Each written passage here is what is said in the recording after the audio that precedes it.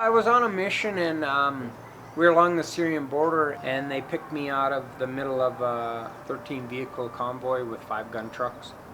They blew me up with the handheld device and a 155 anti-tank mine. And by the grace of God, they switched the flashbang and the explosion, so it flashbanged when it was right underneath me for the spark to ignite the fuel, and then it blew up in between the 2 rear tires of the back of the big fuel tanker that was pulling the fuel. And I got sent to Walter Reed. You know, I had a stable burst fracture at C5, 6, and 7. L1 to S1, I damaged that, my lower back. I had paralysis on my right side.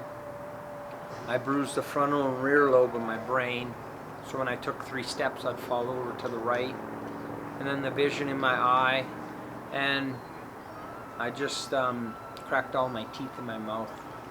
It was more of, I didn't accept what happened to me, but my family members were the ones that took the blunt of everything. The odd thing was I would come home and I would just get upset, and then after I blew my fuse, I would fall to my knees and start crying. It was tough. I actually thought I was losing control of my mind. You know, I hear about people that say they're going crazy. Because I used to see things. I used to hear things. My hair stood up on the back of my neck. I just wasn't comfortable around people unless they were in front of me. So I was kind of like a stray cat, or just, you know, very jumpy.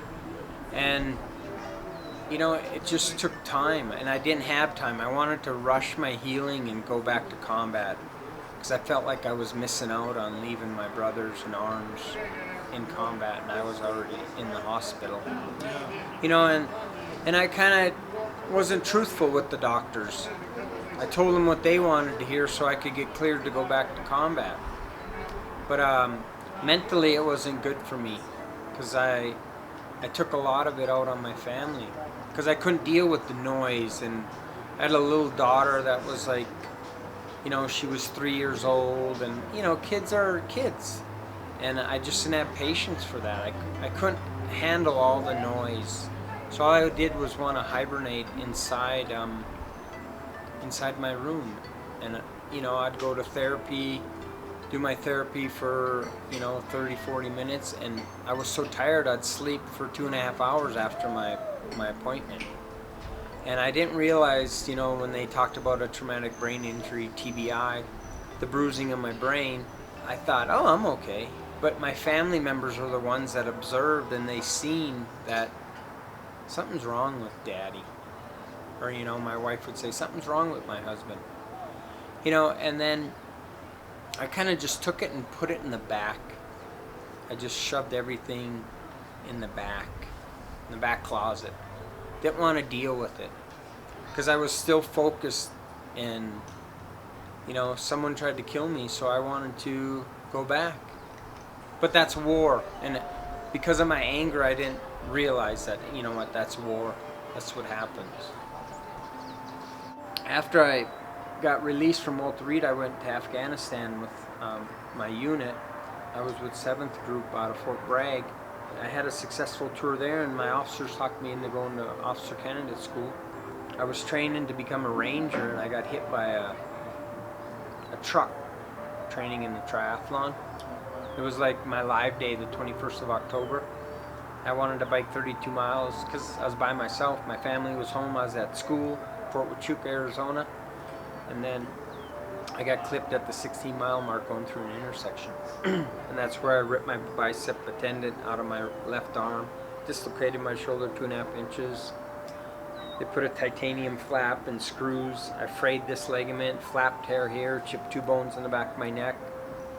But the thing about it, by taking what I did and pushing it to the back burner, when I got injured, I was even more aggressive. I would lash out even harsher. So they actually moved me, Special Operations Command moved me to Richmond Poly Trauma Center. And that's where I started counseling and rehabilitating myself from that level. And everything, you know, kind of worked out from there. So I'm very blessed. I kind of took up golf as a therapeutic tool because it's so peaceful and quiet out here.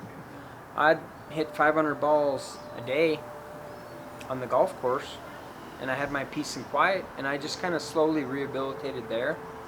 So then when I'd come into the clubhouse, I was comfortable moving into the clubhouse because I'd gear myself up ready to be around people.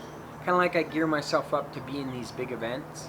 I'm more comfortable being with a foursome out there because I know where the people are and who's around me. Other than that, I like to put walls behind my back or rails or where people can't come up behind me and startle me. So I don't like that eerie feeling of the hair standing up on the back of my head. I was married for 21 years. I lost my wife. It just hit a point where it was done. And she went through a lot. I give her all the praise in the world for dealing with all this stuff. I mean, I'm blessed to have her by my side during my trials and tribulations. And she'll always be, you know, the mother to my children. She'll always be a special place in my heart. But war is tough. I understand it so much more. And I wish other veterans would understand, and their spouses, and the biggest thing is patience. But you know, we in our society are so used to having everything like now that we forget that, you know, I got injured 5 years ago. And now look at me, 5 years later. People don't like to wait around for 5 years. But you know what? I think if you wait around, you actually get a better person. I'm a better man, I'm a better father, I'm a better friend, I'm a better Christian. The professionals that are out there, the counselors, the doctors, the therapists, you know, they're there to help you get better, believe in them, grasp onto their knowledge, keep a positive attitude. I promote PMA, positive mental attitude. You know what? And when people say you can't do something, use that as your energy to push yourself. That's what I did. But you know what? There's nothing that's impossible, even after an injury. Our brains are so powerful, if we push them to a limit, they will. I mean, I'm a prime example that the brain is strong. It's stronger than we even imagine. Just keep a positive attitude and keep pressing forward. Pick a goal, regardless of anything or what anyone says or anything is said to you. Stick with your goal and just press on. I'm Houston Cowan, co-founder of Challenge Aspen. Our camo program is very proud to have one of our nation's finest that has gone over and fought for this country, has given for our country, and his name is Brian Donarsky. He is known as Ski, and he is retired lieutenant in Special Forces. And he just wanted to say a few words before we do the awards. So, Ski? Yeah. There you go.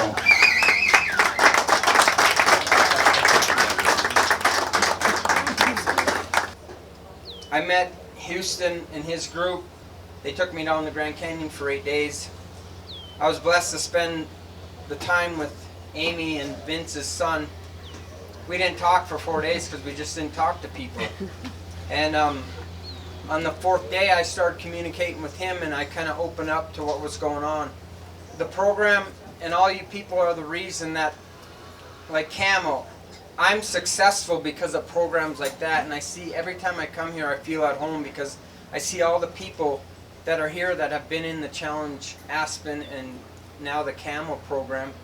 And I'm living proof that your donations, your support, your love, your hugs, they all are valuable to people like me and everybody else that you've seen last night and you've seen in all these clinics. Houston knows the first time I came up here, people thought I was drunk because I slurred, I spit, and now look at me. But it's because of you all, and I just want to say thank you.